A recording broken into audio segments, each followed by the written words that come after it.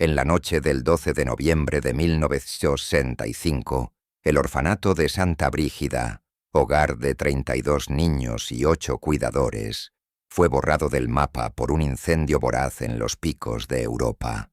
Durante 45 años, la historia oficial habló de un trágico accidente sin supervivientes, pero la demolición de un muro de carga en 2010 revelaría un sótano oculto y una verdad mucho más sombría. El fuego no fue una tragedia, sino la escena de un crimen perfectamente ejecutado. ¿Desde dónde nos lees? Comparte tu ciudad y país en los comentarios antes de continuar esta historia. El valle asturiano donde se erigía Santa Brígida era un lugar de belleza austera y aislamiento profundo, envuelto en una niebla casi perpetua y custodiado por picos afilados como cuchillos.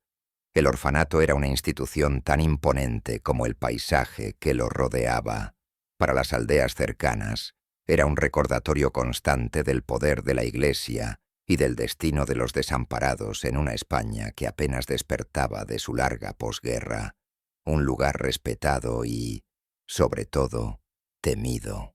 Los muros de piedra del edificio albergaban una vida de disciplina férrea, oraciones al amanecer, y un silencio que solo se rompía con el eco de los juegos infantiles en el patio. La institución funcionaba como un microcosmos autosuficiente, ajeno al mundo exterior. La comunidad local, hermética y desconfiada, mantenía una distancia reverencial, donando provisiones en las festividades religiosas, pero sin hacer jamás demasiadas preguntas sobre lo que ocurría más allá de sus portones de hierro forjado. Al frente de todos se encontraba el padre Anselmo, el director. Su figura era carismática y su autoridad incuestionable. Para el mundo exterior, era un hombre de una devoción intachable, un pastor que había consagrado su vida a guiar a las almas más jóvenes y perdidas. Su palabra era ley, y su sonrisa, una bendición que parecía calmar cualquier atisbo de duda o rebelión. Era el pilar sobre el que se sostenía la frágil paz de Santa Brígida. Entre el personal destacaba Julián, el jardinero, un hombre callado, de manos encallecidas y mirada observadora, que prefería la compañía de las plantas al murmullo de los pasillos. Era el tío abuelo de una niña que décadas más tarde se convertiría en la inspectora Elena Vargas. Julián no solo cuidaba de las rosas y los huertos, también vigilaba, en silencio, las pequeñas grietas que comenzaban a aparecer en la fachada de aparente santidad del orfanato. En las semanas previas al incendio, una tensión sorda se había instalado en Santa Brígida. Los niños más mayores susurraban en los dormitorios sobre compañeros que desaparecían durante la noche. La explicación oficial era siempre la misma. Habían sido llevados con buenas familias. Una oportunidad de oro para escapar de la orfandad. Sin embargo, estas partidas se producían sin despedidas, dejando tras de sí un vacío inquietante y camas que se enfriaban demasiado rápido en la gélida atmósfera de la montaña. Julián fue el primero en notar las irregularidades que alimentaban esos susurros. Comenzó a ver coches de lujo, oscuros y silenciosos como apariciones fantasmales, ascendiendo por los caminos de tierra en mitad de la noche. Eran vehículos que no pertenecían a aquel mundo de tractores y carros, visitantes de una realidad adinerada que llegaban y se marchaban antes del amanecer, llevándose consigo algo más que simples donaciones para la institución benéfica. Una tarde, mientras reparaba una ventana rota cerca del despacho del director, Julián vio algo que heló su sangre. Sobre el escritorio del padre Anselmo, abierto y desprotegido por un instante, había un libro de contabilidad. No contenía los gastos habituales del orfanato, sino una lista de nombres de niños junto a cifras astronómicas y anotaciones de ciudades lejanas. Madrid, Barcelona, incluso París. La verdad comenzaba a tomar una forma monstruosa en su mente. El miedo se hizo visible en los ojos de algunos miembros del personal, especialmente en una joven novicia que había llegado hacía poco. Su rostro, antes lleno de devoción, se había convertido en una máscara de pánico contenido. Evitaba la mirada del padre Anselmo, y sus manos temblaban durante la misa. Julián intentó hablar con ella, pero la joven solo negó con la cabeza, susurrando una única palabra antes de huir: peligro. El orfanato se había convertido en una jaula. La noche del 12 de noviembre fue inusualmente fría y ventosa. El viento del norte aullaba entre los picos, golpeando las ventanas del orfanato como un presagio. La mayoría de los niños y cuidadores ya dormían cuando se escuchó el primer grito. No fue una alarma de fuego, sino el sonido seco y ahogado de la madera astillándose, seguido de un olor acre a gasolina que se extendió por los pasillos con una velocidad antinatural. Las llamas no comenzaron en un solo punto, como ocurriría en un accidente con una estufa o una vela. Explotaron simultáneamente en varias salas del edificio, como si hubieran sido cuidadosamente orquestadas. El fuego devoró la vieja madera con una voracidad infernal, tiñendo la noche de un rojo apocalíptico. Las rutas de escape principales, aquellas que todos conocían de los simulacros, estaban misteriosamente bloqueadas por muebles pesados y puertas atrancadas desde fuera. El caos fue absoluto. Los gritos de los niños se mezclaban con el rugido del incendio, creando una sinfonía de terror que quedó grabada en la memoria de los pocos aldeanos que se asomaron a sus ventanas. La estructura de madera crujía, los techos se derrumbaban y el humo negro ascendía hacia el cielo, borrando las estrellas. Santa Brígida no estaba ardiendo. Estaba siendo purgada, aniquilada de forma sistemática y brutal. La ayuda tardó horas en llegar. La remota ubicación del orfanato y las precarias comunicaciones de la época sellaron el destino de sus ocupantes. Cuando los primeros voluntarios de los pueblos cercanos y la Guardia Civil finalmente alcanzaron la cima, solo encontraron una estructura esquelética envuelta en brasas y un silencio sepulcral. No había supervivientes a la vista. No había nadie a quien rescatar. El orfanato había desaparecido. La investigación oficial fue breve y superficial, obstaculizada, según el informe, por la destrucción total del edificio y las difíciles condiciones meteorológicas. Se concluyó que el origen del fuego fue un fallo eléctrico en la cocina, una explicación conveniente que no requería más preguntas. El caso se cerró con la palabra accidente, estampada en todos los documentos, un punto final administrativo para una tragedia de proporciones inmensas. La ausencia total de cuerpos se atribuyó a la extrema intensidad del fuego. Los expertos de la época, con los limitados medios forenses de entonces, afirmaron que las llamas habían alcanzado temperaturas capaces de consumir hueso y carne, hasta reducirlos a cenizas indistinguibles. Esta explicación, aunque científicamente cuestionable, fue aceptada sin reparos por una sociedad que prefería una verdad terrible a una duda insoportable. El padre Anselmo fue elevado a la categoría de mártir. La narrativa oficial, apoyada por la Iglesia y las autoridades civiles, lo describió como un héroe que pereció en un último y desesperado intento por salvar a sus niños. Su nombre fue inscrito en una placa de mármol colocada sobre las ruinas, un monumento a su supuesto sacrificio que cimentó la mentira en la memoria colectiva de la región durante casi medio siglo.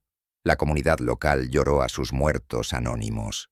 Se celebraron misas, se guardó luto, y con el tiempo, la historia del orfanato de Santa Brígida se convirtió en una leyenda local, un cuento de fantasmas susurrado a los niños para que no se acercaran a las ruinas malditas. La herida se cerró sobre sí misma, dejando una cicatriz profunda pero silenciosa en el corazón del valle.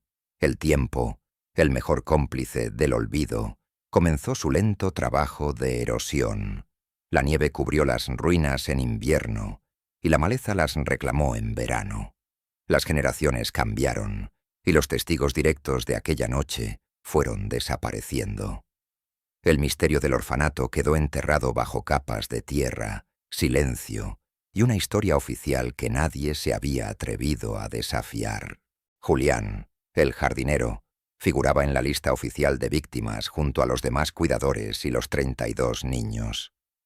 Su familia lo lloró como a uno más de los fallecidos en la tragedia, aceptando su pérdida sin saber que sus sospechas eran la clave de un secreto mucho más oscuro. Su muerte silenciosa garantizó que las preguntas que había empezado a formularse nunca encontraran una voz. La verdad, sin embargo, posee una extraña forma de persistencia. No muere, simplemente hiberna, esperando el momento adecuado para despertar. Durante 45 años, el secreto de Santa Brígida permaneció sellado, no por el fuego, sino por el miedo y la conspiración. Un secreto guardado en un lugar que nadie sabía que existía. El orfanato ya no era un edificio, sino un fantasma, un vacío en el paisaje y en la memoria, protegido por una versión de los hechos que beneficiaba a quienes habían diseñado el encubrimiento. La historia de un accidente trágico era mucho más fácil de aceptar que la de una masacre deliberada, y la figura de un santo era más cómoda que la de un monstruo. Décadas de silencio pasaron sobre el valle. La placa conmemorativa del padre Anselmo acumuló musgo, y las ruinas se integraron en el paisaje como una formación rocosa más. La historia se solidificó, convirtiéndose en un hecho histórico inamovible, una verdad de piedra que parecía destinada a perdurar para siempre. Pero la ausencia de los cuerpos era un vacío que ninguna explicación oficial podía llenar por completo. Era una pregunta sin formular, una anomalía en el relato perfecto de la tragedia. 40 almas se habían desvanecido sin dejar el más mínimo rastro físico, una imposibilidad que el tiempo había conseguido disfrazar de fatalidad. La comunidad aceptó el veredicto y aprendió a vivir con el fantasma de Santa Brígida. La historia de un accidente y un mártir se convirtió en leyenda, una herida sagrada que nadie se atrevía a tocar. Pero el silencio de casi medio siglo protegía algo más que el dolor. ¿Quién se benefició realmente de que 40 almas desaparecieran sin dejar rastro y que sus preguntas murieran con ellas en el fuego? 45 años después, en el verano de 2010, el silencio del valle fue reemplazado por el estruendo de la maquinaria pesada. Un consorcio hotelero había adquirido los terrenos para construir un parador de lujo, un proyecto que prometía borrar las últimas cicatrices del pasado y traer prosperidad a la región. Las ruinas del orfanato de Santa Brígida, durante décadas un monumento a la tragedia, estaban siendo demolidas. La memoria de piedra estaba a punto de ser reducida a polvo, llevándose consigo sus secretos para siempre. O eso parecía. El trabajo de demolición avanzaba sin contratiempos, con las excavadoras mordiendo los cimientos ennegrecidos y los muros que aún se mantenían en pie. Era una tarea rutinaria, un simple trabajo de limpieza antes de que comenzara la nueva construcción. Los operarios, hombres de la zona que habían crecido con la leyenda del incendio, trabajaban con una mezcla de respeto y pragmatismo, ajenos a la verdad que se escondía bajo sus pies. Para ellos, solo eran las ruinas de una vieja y triste historia que la modernidad venía a sepultar definitivamente. Fue durante la nivelación del terreno principal, cuando una de las máquinas topadoras se detuvo con una sacudida violenta. Su pala de acero había chocado contra algo que no era roca ni los restos esperados de la estructura. El capataz, un hombre curtido llamado Ricardo, se acercó para inspeccionar el obstáculo. Lo que encontró no tenía sentido. Un muro de hormigón armado, liso y sin juntas visibles, a varios metros bajo el nivel del suelo original. No aparecía en ninguno de los planos arquitectónicos de la época, que habían sido revisados minuciosamente. La curiosidad venció a la prisa del calendario de obras. Utilizando equipos más precisos, el equipo de Ricardo comenzó a excavar alrededor de la extraña estructura. Pronto se hizo evidente que no era un simple muro, sino la parte superior de una construcción subterránea, una estancia sellada deliberadamente y oculta a la vista. La pared frontal, que habían golpeado, era una adición posterior, un tapón de hormigón diseñado para que nadie la encontrara jamás. Era una anomalía que exigía una explicación, una pregunta materializada en cemento y acero. Tras varias horas de trabajo con martillos neumáticos, lograron abrir una brecha en el muro. Un soplo de aire viciado y frío, con un olor a humedad y a tiempo estancado, escapó de la oscuridad como un suspiro contenido durante décadas. El interior estaba completamente a oscuras. Ricardo y sus hombres, iluminando el espacio con las linternas de sus móviles, se asomaron a un abismo que nunca debería haber existido. Inmediatamente supieron que aquello no era un trabajo para ellos. Llamaron a la Guardia Civil. La noticia del hallazgo se extendió con la lentitud de un secreto culpable por los pasillos de la comandancia de Oviedo. Un sótano secreto en las ruinas del orfanato de Santa Brígida. El caso, cerrado y archivado hacía casi medio siglo, fue desempolvado. Los viejos informes, amarillentos y frágiles, volvieron a ver la luz, sus páginas llenas de conclusiones apresuradas y explicaciones convenientes. La palabra accidente parecía ahora una burla, una mentira escrita con la tinta de la negligencia o, peor aún, de la complicidad. El caso fue asignado a la Unidad de Casos sin resolver de Madrid, dada la magnitud potencial del descubrimiento. Y dentro de esa unidad, una mujer sintió como la noticia le atravesaba el alma. La inspectora Elena Vargas, una detective metódica y tenaz, conocida por su capacidad para encontrar patrones en el caos del pasado. El nombre de Julián, el jardinero, no era para ella una simple anotación en la lista de víctimas. Era su tío abuelo, una figura fantasmagórica en las historias de su familia, un hombre cuya pérdida había dejado una herida silenciosa que nunca había cicatrizado del todo. Elena viajó a los picos de Europa esa misma tarde. Mientras conducía por las sinuosas carreteras de montaña, el paisaje que había sido el telón de fondo de la tragedia familiar se le antojaba opresivo, cómplice del silencio. Al llegar a las ruinas, la escena era un caos controlado de cintas policiales, vehículos de la Guardia Civil y operarios de la construcción que observaban a distancia, convertidos en los inesperados descubridores de un misterio. Elena sintió el peso de 45 años de preguntas sin respuesta posarse sobre sus hombros. Descendió al sótano por una escalera metálica provisional. El aire era denso y helado, y el silencio casi total, solo roto por el goteo ocasional de la condensación. El espacio era más grande de lo que imaginaba. Una habitación rectangular de paredes desnudas y suelo de tierra apisonada. No había señales de lucha, ni de fuego. Estaba intacto, una cápsula del tiempo perfectamente preservada.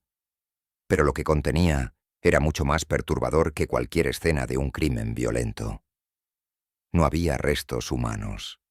En el centro de la estancia, cuidadosamente dispuestos, había 32 pequeños montones de efectos personales. Cada uno contenía un juego de ropa doblada, un juguete, un oso de peluche raído, un coche de madera, una muñeca de porcelana con un ojo roto y un libro escolar. Estaban organizados con una precisión escalofriante, como pequeños altares a vidas interrumpidas. No era el resultado de un incendio caótico. Era la prueba irrefutable de un plan metódico.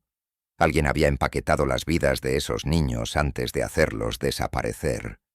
Este hallazgo lo cambió todo.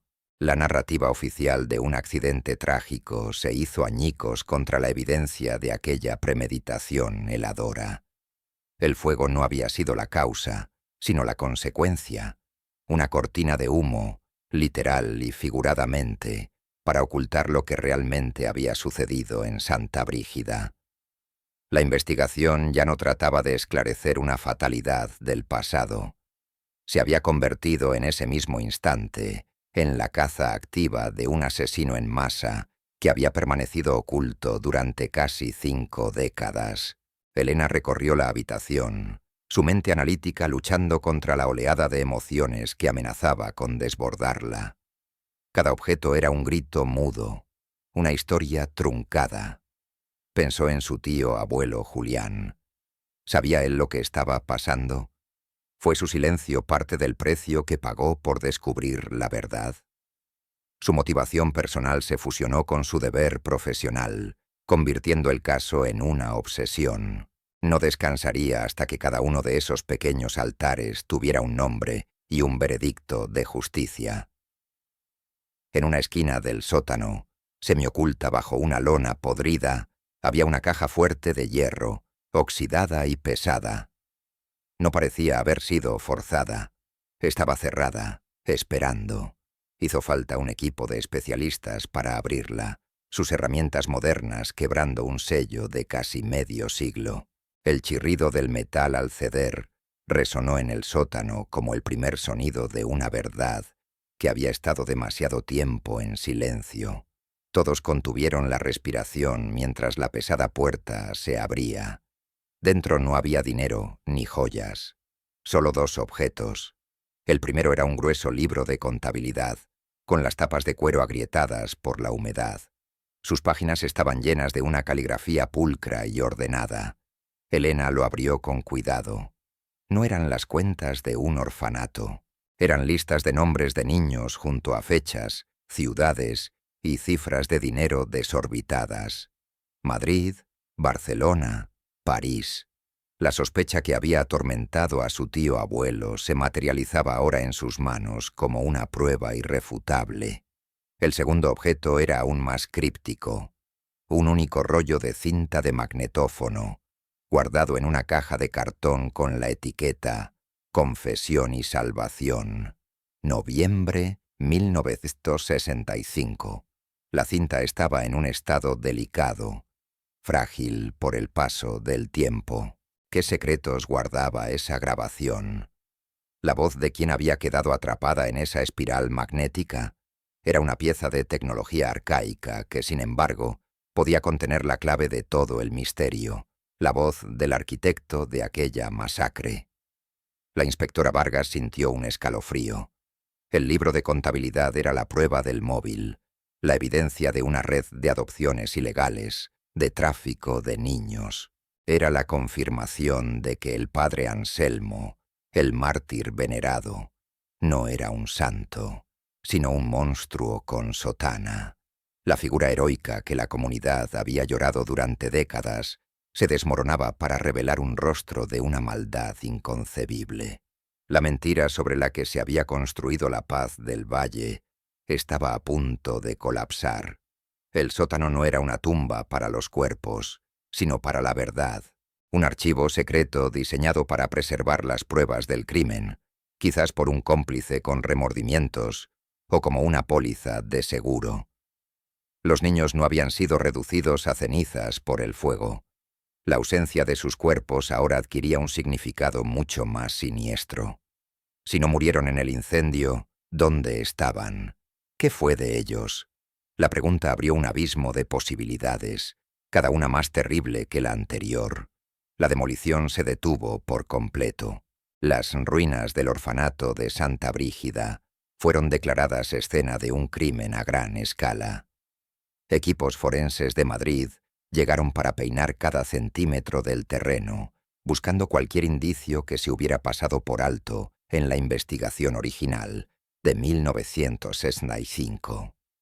La noticia saltó a los medios nacionales y la leyenda local del trágico accidente se convirtió en un escándalo de proporciones históricas que conmocionó a todo el país.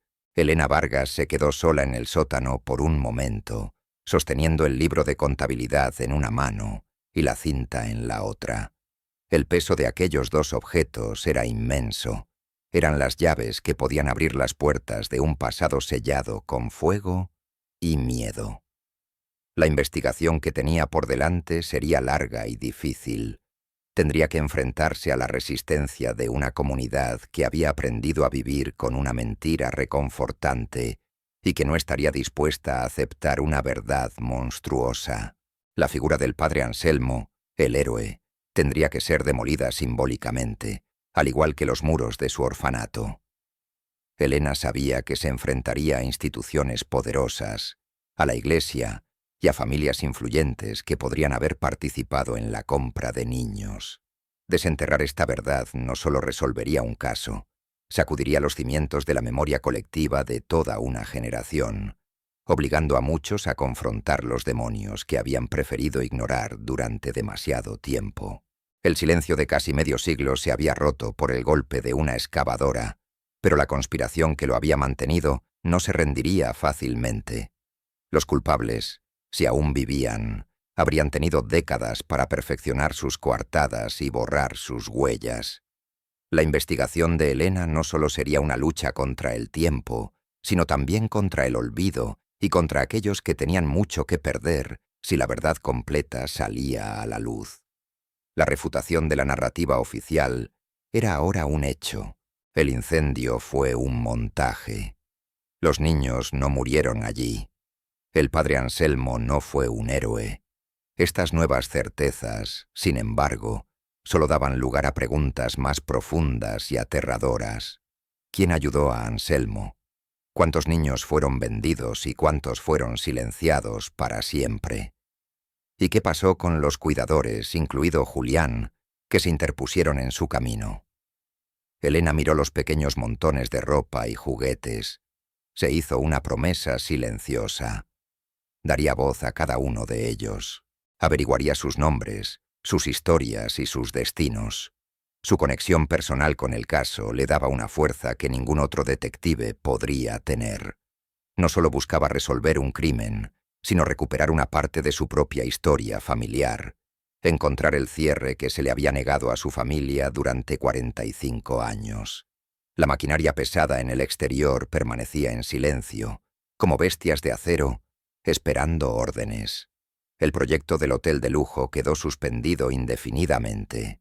El terreno ya no era un solar para la construcción, sino un camposanto sin cuerpos, un archivo de un crimen casi perfecto.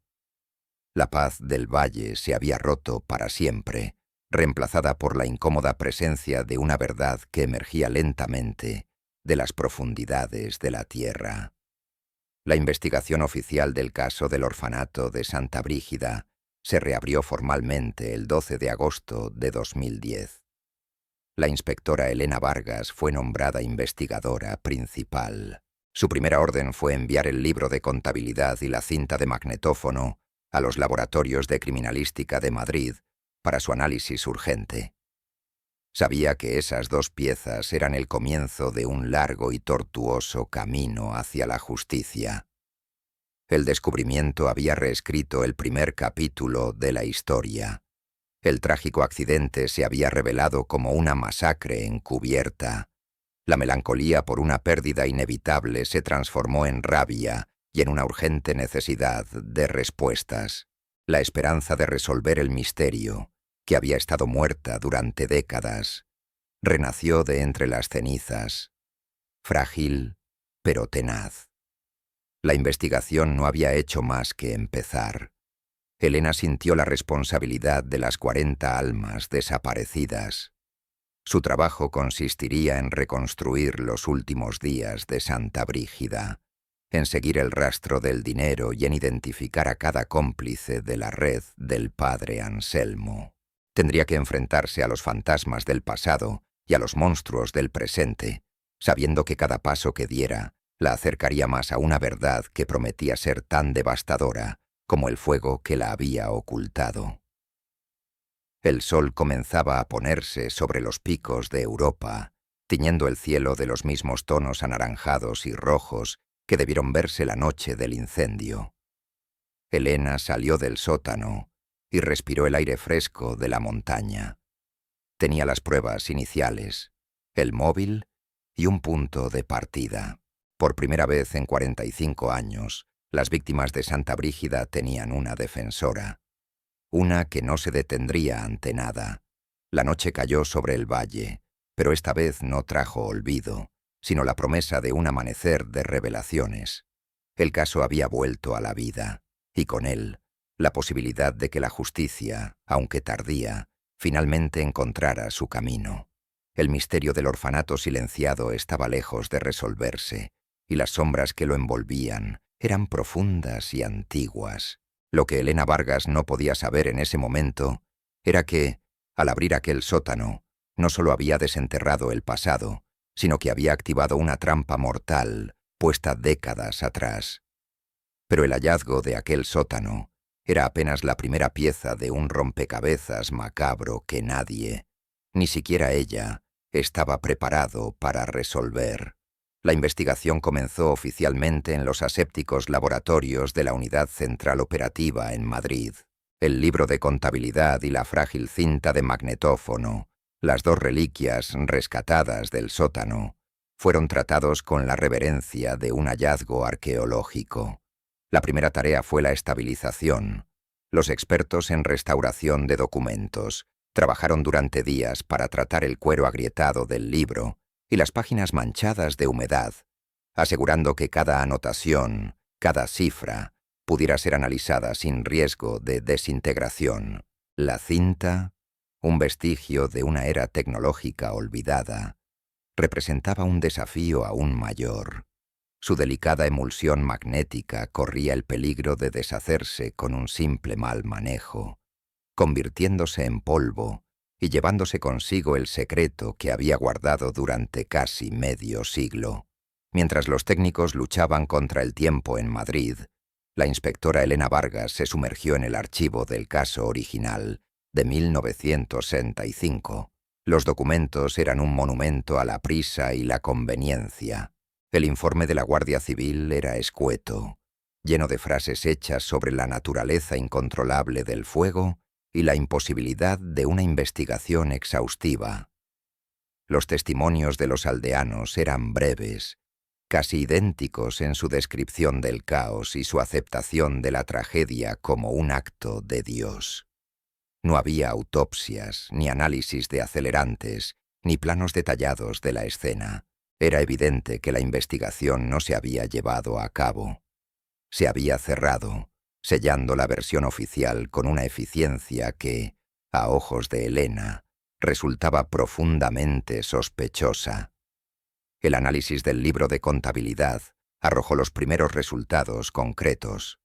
La caligrafía fue confirmada como la del padre Anselmo, comparándola con sermones y cartas que se conservaban en los archivos diocesanos. Las cifras no mentían. Una docena de nombres de niños aparecían junto a cantidades que oscilaban entre las 200.000 y el $500.000 de pesetas de la época. Sumas astronómicas para una España empobrecida. Las anotaciones incluían iniciales de familias y ciudades, creando un mapa preliminar de una red de tráfico de niños que operaba con una impunidad escalofriante bajo la fachada de la caridad cristiana. El orfanato no era un hogar. Había sido una granja de seres humanos. Elena sabía que los documentos por sí solos no eran suficientes. Necesitaba el contexto humano, las voces que recordaran cómo era la vida en el valle antes de que el fuego lo cambiara todo. Regresó a los picos de Europa, pero esta vez no como una detective que investiga unas ruinas, sino como una antropóloga de la memoria. Comenzó a entrevistar a los ancianos del pueblo, aquellos que eran apenas unos jóvenes en 1965. Al principio, se topó con un muro de silencio y desconfianza. La historia del padre Anselmo mártir estaba demasiado arraigada, y remover el pasado era visto como una profanación, una falta de respeto a los muertos. Poco a poco, con paciencia y la ventaja de ser descendiente de Julián, uno de los suyos, Elena comenzó a resquebrajar ese muro. Una mujer, que entonces trabajaba en la única tienda de ultramarinos del valle, recordó las entregas inusuales de alimentos de lujo al orfanato. latas de conserva importadas y vinos caros que no encajaban con la dieta austera de los huérfanos.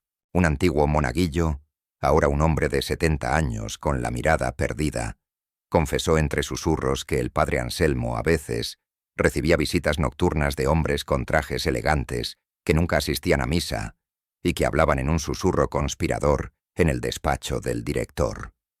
Estos detalles, considerados insignificantes durante décadas, comenzaron a pintar un retrato muy diferente del venerado sacerdote. No era un simple hombre de Dios, sino un gestor con una doble vida, un individuo que manejaba secretos y poder. La fachada de santidad se desmoronaba con cada nuevo testimonio, revelando a un hombre consumido por la codicia y la soberbia. Sin embargo, una pregunta fundamental seguía sin respuesta. ¿Actuó solo? Una operación de esa magnitud, que implicaba falsificar documentos, organizar transportes secretos y silenciar a la comunidad, requería cómplices. Cómplices que, a diferencia de Anselmo, podrían seguir vivos. Fue revisando por enésima vez los informes de 1965 cuando un nombre saltó de la página. Un nombre que aparecía con una frecuencia inusual, siempre validando la versión oficial. Don Mateo Robles, el secretario del ayuntamiento en aquella época. Fue él quien firmó el informe municipal que certificaba la causa del incendio como accidental. Fue él quien organizó la misa conmemorativa y supervisó la colocación de la placa en honor al heroico padre Anselmo. Su testimonio fue clave para cerrar el caso con tanta celeridad. Ahora, con 85 años, don Mateo era una institución en el valle, un pilar de la comunidad, el guardián de la historia local. Elena concertó una entrevista con él en su casa, una imponente casona de piedra en el centro del pueblo. Don Mateo la recibió con una cortesía afable y una lucidez que desmentía su edad. Habló de la noche del incendio con una tristeza ensayada, repitiendo la narrativa oficial con la fluidez de un guión memorizado durante 45 años. Describió al padre Anselmo como un santo, un hombre cuyo único pecado fue amar demasiado a sus niños. Su relato era perfecto, conmovedor y completamente hermético. No había ni una sola fisura en su testimonio, lo cual, para una investigadora experimentada como Elena, era la mayor señal de alarma. Mientras don Mateo hablaba, Elena observaba los detalles de la habitación, los muebles caros, los libros encuadernados en piel, un estilo de vida que parecía superar con creces el sueldo de un secretario municipal de la época.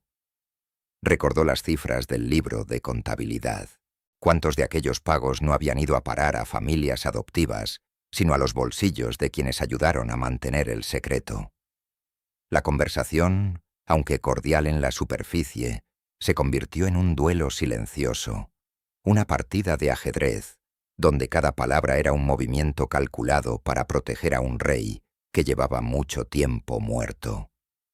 La primera prueba tangible que conectaba a don Mateo con el encubrimiento llegó desde el Laboratorio de Análisis Financiero de Madrid. El equipo de Elena había estado rastreando los movimientos bancarios de todas las personas relacionadas con el orfanato. Apenas 3 semanas después del incendio, el 1 de diciembre de 1965, una cuenta a nombre de la esposa de Mateo Robles recibió un ingreso de 100.000 pesetas, una fortuna para la época. El origen del dinero se había justificado como una herencia familiar inesperada. Era una coartada plausible, pero el momento era demasiado perfecto. Si solo era un funcionario cumpliendo con su deber, ¿de dónde procedía aquella repentina e inexplicable bonanza económica? Armada con esta nueva información, Elena volvió a interrogar a los testigos más ancianos, pero esta vez con preguntas más específicas. Se centró en los días previos y posteriores al incendio. Una antigua empleada de la oficina de correos, una mujer con una memoria prodigiosa para los detalles, recordó algo que en su momento le pareció extraño. El día antes del incendio, don Mateo había acudido personalmente a la oficina para enviar una docena de paquetes grandes y pesados a diferentes direcciones en Madrid, Barcelona y Bilbao. Insistió en que fueran certificados y urgentes, algo inusual para el papeleo rutinario del ayuntamiento. El secretario parecía nervioso, casi febril, muy lejos de su habitual compostura. Aquellos paquetes podrían haber contenido cualquier cosa, pero en el contexto de la investigación, la implicación era escalofriante. Podrían haber sido los documentos finales de las adopciones ilegales, enviados justo antes de que el incendio borrara todas las pruebas. O quizás contenían los pagos a otros cómplices de la red, una distribución final de los beneficios antes de que el telón cayera sobre Santa Brígida. La coartada de don Mateo, como un simple burócrata que cumplía órdenes, comenzaba a desintegrarse, revelando a un participante activo, un engranaje crucial en la maquinaria criminal de Anselmo. Elena decidió confrontar a don Mateo una segunda vez, esta vez en el entorno neutral de la comandancia de la Guardia Civil. Presentó las pruebas sobre la mesa, el extracto bancario del ingreso y el testimonio de la empleada de correos. La máscara de afable anciano de don Mateo se resquebrajó, su rostro palideció y sus manos, que hasta entonces habían descansado tranquilamente sobre su bastón, se cerraron en un puño. Negó las acusaciones con vehemencia, tildándolas de fantasías de una mujer obsesionada con reabrir viejas heridas. Afirmó que el dinero era una herencia legítima y que los paquetes eran simplemente proyectos de obras públicas. Pero sus ojos lo traicionaron. Había miedo en ellos, el pánico de un hombre cuyo secreto más oscuro estaba a punto de ser expuesto a la luz. La tensión en la sala de interrogatorios era casi física. Elena presionó, conectando los puntos con una lógica implacable. El incendio no fue un accidente, fue un acto de destrucción masiva para encubrir una red de tráfico de niños. Una red que no podría haber funcionado sin la complicidad de las autoridades locales para falsificar certificados de nacimiento y, lo más importante, certificados de defunción. El trabajo de un secretario municipal. Don Mateo se levantó abruptamente, declarando que no diría una palabra más sin su abogado. La entrevista terminó, pero Elena sabía que había tocado un nervio. El guardián del secreto se había convertido en el principal sospechoso. El equipo de investigación comenzó a reconstruir la vida de Mateo Robles con un detalle minucioso. Descubrieron un patrón de enriquecimiento inexplicable a lo largo de los años, propiedades adquiridas a bajo precio, inversiones astutas, un nivel de vida que no se correspondía con su carrera en la administración pública. El incendio de Santa Brígida no había sido solo un encubrimiento, sino también el punto de partida de su prosperidad. Había construido su vida y su reputación sobre las cenizas de 40 almas, un pacto con el diablo que le había proporcionado casi medio siglo de paz y respeto. La investigación forense en las ruinas también aportó nuevos datos cruciales. El análisis químico de los cimientos reveló trazas de gasolina en múltiples puntos de origen, confirmando que el fuego fue provocado y se extendió de forma coordinada. Además, encontraron restos de cerraduras forzadas desde el exterior, en lo que habían sido las salidas de emergencia del dormitorio principal.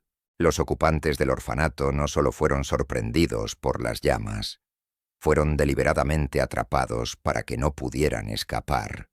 La tragedia se confirmaba como una masacre planificada hasta el último y más cruel detalle. Cada nueva prueba era un clavo más en el ataúd de la mentira oficial y, por extensión, en el de la coartada de don Mateo. La comunidad del Valle, que inicialmente había recibido a Elena con hostilidad, comenzó a observarla con una mezcla de miedo y una incipiente esperanza. Las dudas, reprimidas durante décadas, empezaron a aflorar. Las familias recordaban historias de sus padres y abuelos, pequeños detalles que nunca encajaron, susurros sobre la verdadera naturaleza del padre Anselmo, que fueron acallados por el miedo a la Iglesia y a las autoridades. La conspiración de silencio comenzaba a romperse bajo el peso de la evidencia. Mientras la presión sobre don Mateo aumentaba, llegó la llamada que Elena había estado esperando. El Laboratorio de Acústica Forense de Madrid había logrado lo imposible. Tras semanas de un trabajo minucioso, utilizando tecnología de vanguardia para limpiar, filtrar y reconstruir el sonido, habían recuperado el audio de la cinta de magnetófono. La grabación era corta, de apenas 15 minutos, pero según el técnico, la calidad era sorprendentemente clara. La voz del padre Anselmo, muerta durante 45 años, estaba a punto de hablar. Elena sintió un escalofrío recorrer su espalda. Esta era la prueba trofeo, la pieza que podía resolver el puzzle de una vez por todas.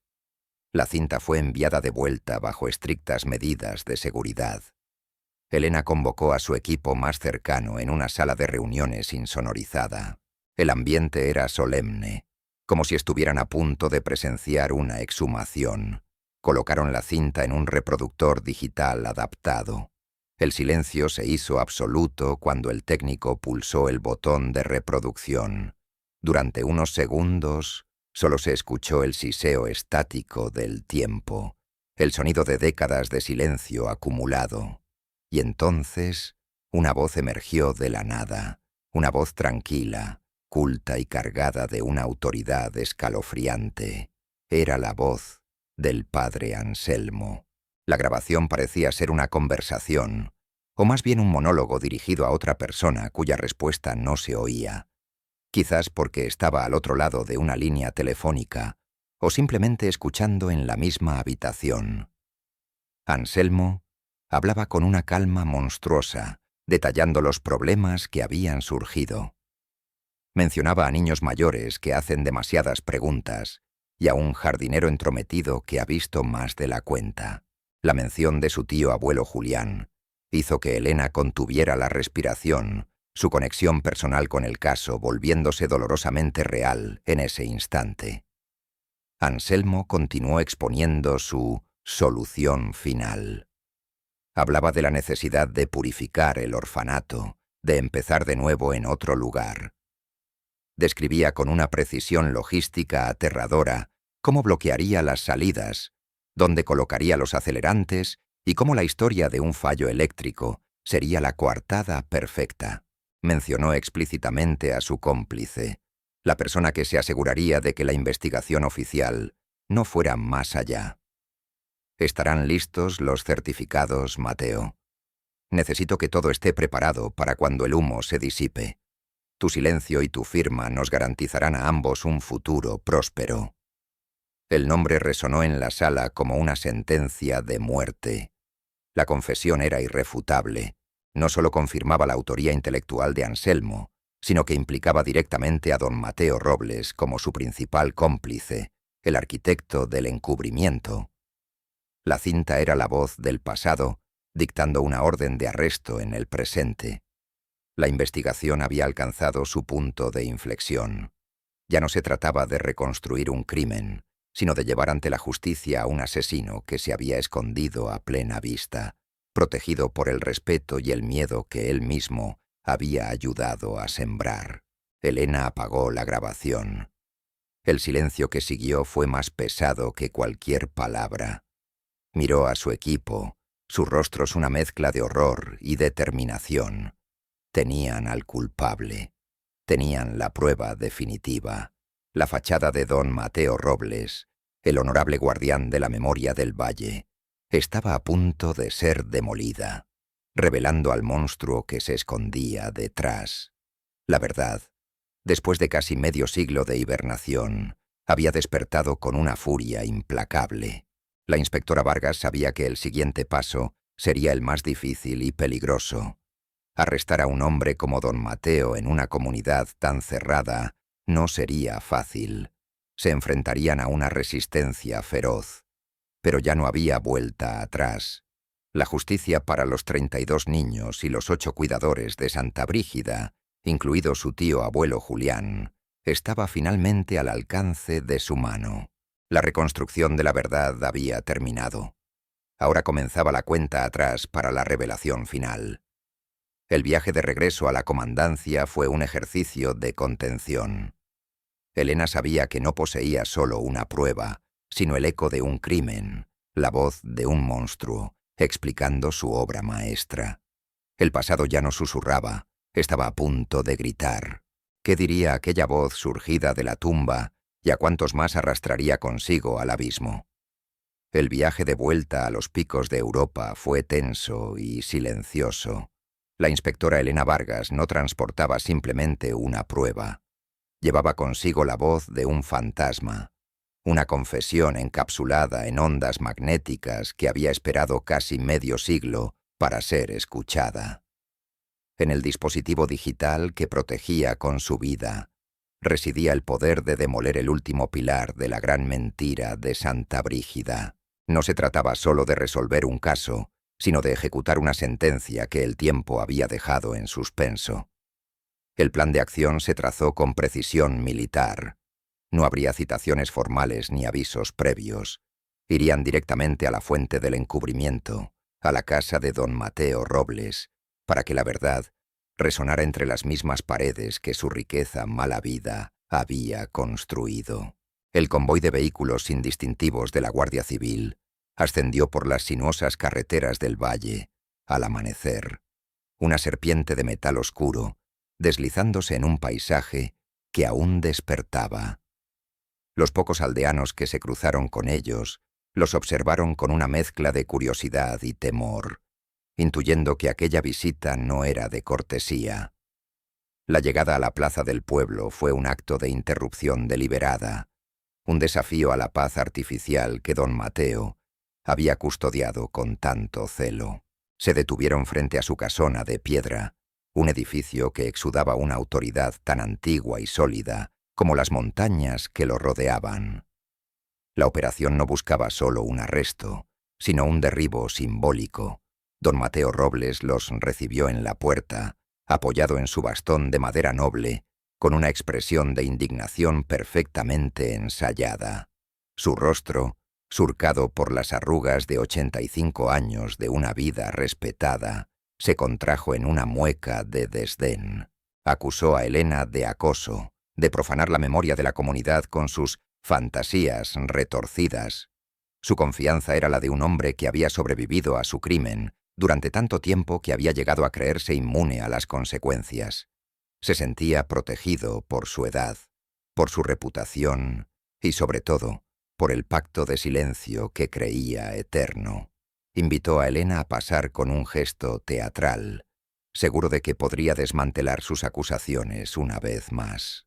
Una vez en el salón, rodeados por los trofeos de una vida de prosperidad, muebles de anticuario, cuadros de paisajes locales, una biblioteca llena de volúmenes encuadernados en piel, Elena no malgastó el tiempo en un nuevo interrogatorio.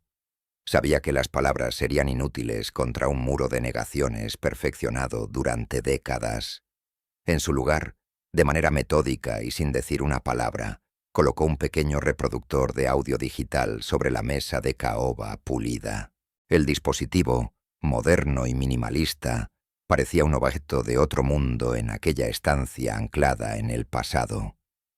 Don Mateo lo miró con extrañeza, sin comprender aún que aquel pequeño rectángulo de plástico era la máquina del tiempo que lo devolvería a la noche de su traición. Elena pulsó el botón de reproducción. El silencio de la sala se vio roto primero por un siseo estático, el sonido del tiempo mismo, el ruido blanco de 45 años de olvido. Y entonces emergió la voz. Era inconfundible. La cadencia culta y autoritaria del padre Anselmo, preservada como un insecto en ámbar. El color desapareció del rostro de don Mateo. Sus ojos, antes desafiantes, se abrieron con el pánico puro del reconocimiento.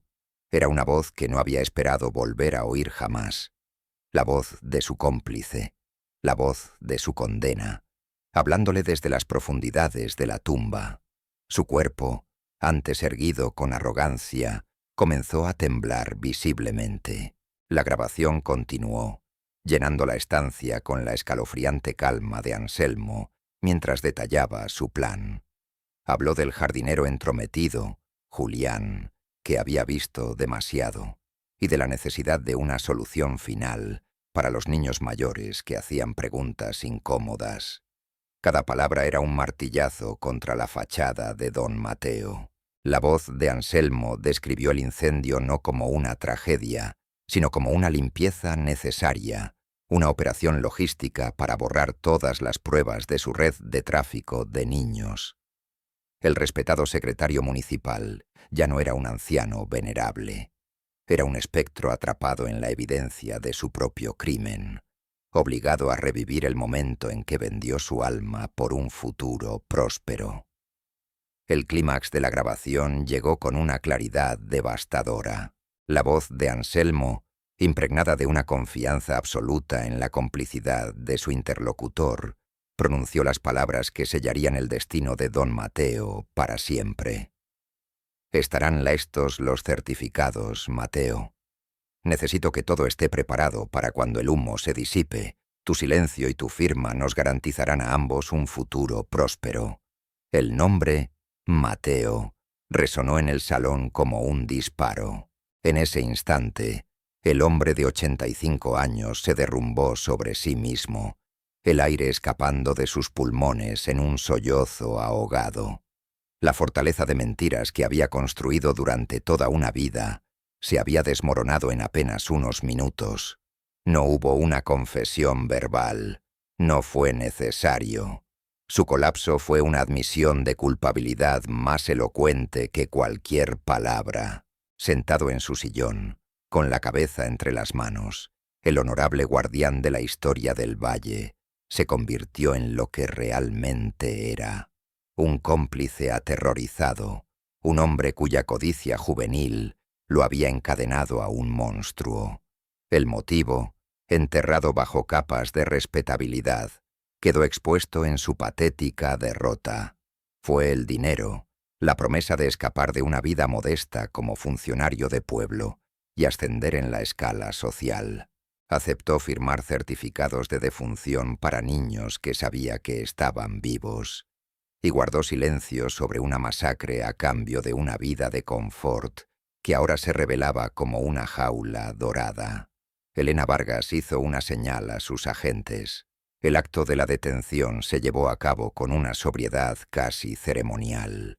Le leyeron sus derechos mientras él permanecía inmóvil, su mirada perdida en un punto invisible de la alfombra persa que cubría el suelo. El chasquido de las esposas al cerrarse sobre sus frágiles muñecas fue el único sonido que rompió el silencio. Era el sonido de la justicia, tardía pero implacable, reclamando finalmente su deuda. El hombre que había ayudado a enterrar un crimen bajo las cenizas y el olvido era ahora prisionero de la verdad que él mismo había intentado aniquilar con tanta determinación. La salida de la casona fue un espectáculo mudo y devastador. Los vecinos, que se habían congregado en la plaza atraídos por la presencia policial, observaron en un silencio atónito cómo don Mateo Robles, el pilar de su comunidad, el hombre que pronunciaba los discursos en las fiestas patronales, era conducido a un vehículo policial. Su rostro, antes un símbolo de autoridad y confianza, era ahora la máscara de la vergüenza. En sus ojos, los aldeanos no vieron a un criminal, sino el reflejo de su propia credulidad, la dolorosa revelación de que habían pasado casi medio siglo honrando a un monstruo y a su cómplice. El juicio fue un mero formalismo, un epílogo necesario para la verdad que ya había sido revelada. La cinta de audio se reprodujo en la sala del tribunal, y su contenido, amplificado por los medios de comunicación, conmocionó a todo el país. La defensa intentó argumentar que don Mateo había actuado bajo coacción, pero su inexplicable enriquecimiento posterior al incendio desmanteló cualquier atisbo de esa narrativa. Fue condenado a cadena perpetua por su papel como cómplice en 40 asesinatos y por encubrimiento. La justicia, aunque no podía devolver la vida a los muertos, al menos les devolvió su nombre y su historia. Tras la sentencia, Elena Vargas regresó una última vez a las ruinas del orfanato de Santa Brígida. El solar ya no era una escena del crimen, sino un lugar de memoria en proceso de transformación. Un nuevo proyecto, financiado por el Estado, planeaba erigir un memorial, no una placa dedicada a un falso mártir, sino un monumento sencillo con los nombres de los 32 niños y los 8 cuidadores, incluido el de su tío abuelo, Julián. Por primera vez, sintió que la herida de su familia, una ausencia silenciosa transmitida a través de generaciones, comenzaba a cicatrizar. Había encontrado no solo al culpable, sino también el cierre emocional que había buscado sin saberlo.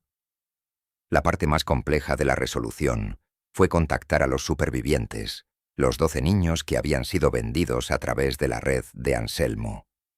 Ahora eran hombres y mujeres de más de 50 años, con vidas, familias e identidades construidas sobre una mentira. La revelación fue un terremoto en sus existencias. Algunos reaccionaron con ira, otros con una profunda tristeza, pero todos compartieron una extraña sensación de liberación. Conocer la verdad, por terrible que fuera, les permitió comprender los vacíos inexplicables de sus propias vidas. La justicia para ellos no fue la condena de Mateo, sino la recuperación de su propio pasado robado. El Valle de los Picos de Europa nunca volvió a ser el mismo. La caída de don Mateo obligó a la comunidad a una dolorosa introspección. Tuvieron que enfrentarse al hecho de que su paz se había construido sobre una conspiración de silencio, una verdad incómoda que muchos habían sospechado, pero que nadie se había atrevido a pronunciar en voz alta. El miedo y la reverencia fueron reemplazados por una frágil pero honesta aceptación del pasado. La leyenda del trágico accidente murió para siempre, y en su lugar nació la historia real de la resistencia y la supervivencia de la verdad. La verdad, al final, demostró ser una fuerza de la naturaleza, tan persistente como las montañas que rodeaban el valle. Puede ser enterrada bajo tierra, sellada en sótanos olvidados, o ahogada por el rugido del fuego y el murmullo de las mentiras. Pero nunca muere. Simplemente espera, hibernando en el silencio, hasta que una grieta en el tiempo, el golpe de una excavadora o la tenacidad de una investigadora que se niega a olvidar, le permite emerger de nuevo a la luz, inevitable y purificadora, para reclamar lo que es suyo.